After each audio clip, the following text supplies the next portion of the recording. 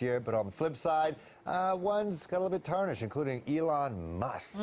So for more on the best there was in branding in 2023, branding expert and host of Chatter That Matters, Tony Chapman, joins us live in the studio this morning with more on this. Tony, great to have you in person to join us to talk about this. Always fantastic to be here. Absolutely. So let's start off with the strong players, the strong brands of 2023, starting with RBC. Well, I've been around RBC for a while because they sponsor the podcast, and that's not why I picked them. I was going to say, But, you know, they constantly are best this, best that, best place to work. Yeah, they're big bank. But what really surprises me is their agility. Two things.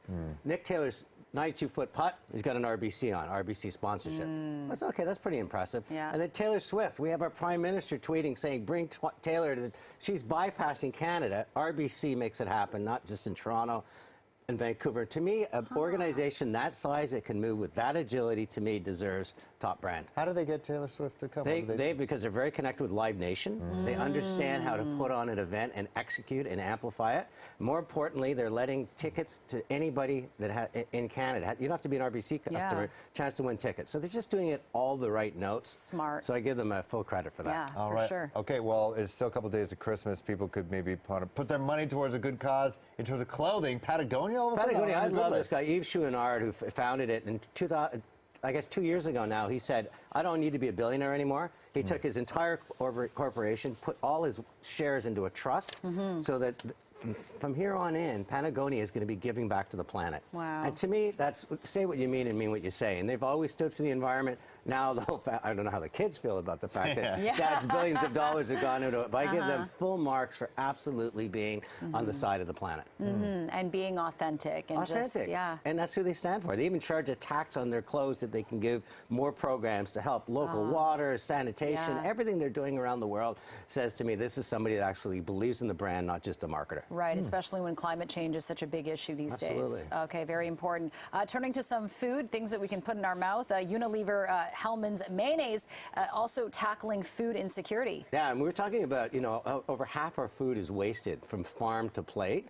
And they've said, you know what, we're in the business of food. Let's find a way to recover it. So they work with this organization called the Table des Chefs, and they're taking food that's in that should have gone to landfills, repurposing it, feeding the people that need it. So I give credit for a brand that goes, I'm not just about putting mayonnaise on a sandwich. I'm about what can we do for the good of humanity. Yeah, maybe we'll get people to like mayo as well. Some people I like it. You I like used mayo? to hate it as a kid. I tell you, I'm on a different tune now. In a hamburger, Really? on a sandwich, My you need wife's that moisture. my wife's a mayo on a hamburger thing. You don't like that?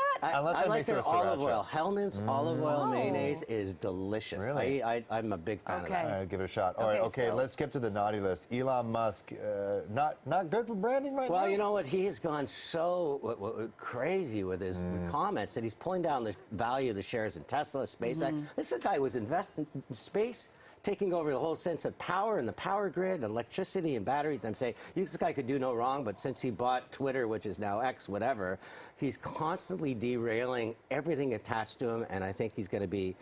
If I was the board and there was any way we could he has to be moved to the sidelines. He's become more of a liability to those organizations. Those are jobs. Those are people's livelihood at stake. Every time he opens his mouth, he's threatening them, and for that I give him bad marks. A big fan of him as a genius. Right. Totally not a fan of how he's acting in terms of a brand ambassador, the lead singer of these businesses. Okay, turning to another brand that didn't do so well.